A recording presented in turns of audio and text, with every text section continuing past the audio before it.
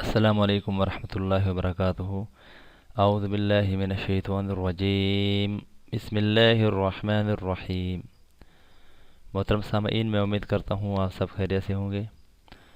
کسی بھی چیز کے شر سے حفاظت کی یہ دعا ہے۔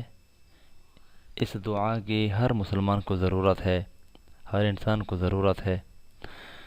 اعوذ بکلمات اللہ التامات، اعوذ بکلمات اللہ التامات من شر ما خلق، من شر ما خلق۔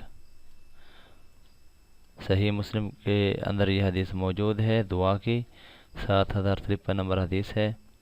حضرت خولہ بنت حکیم رضی اللہ تعالی عنہا اس کی راوی ہیں۔ ترجمہ ہے: میں اللہ تعالیٰ کے مکمل کلمات کی پناہ میں آتا ہوں تمام مخلوق کے شر سے۔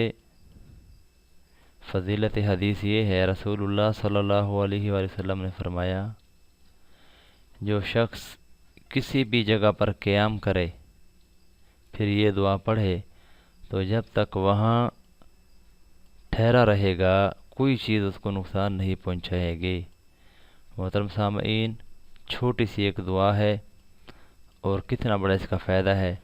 اللہ رب العزت ایسی دعائیں ہمیں کثرت سے جہاں پر ان کی ضرورت ہوتی ہے پڑھنے کی توفیق عطا فرمائے۔ اللہ رب العزت ہم سب کا حامی و ناصر ہو۔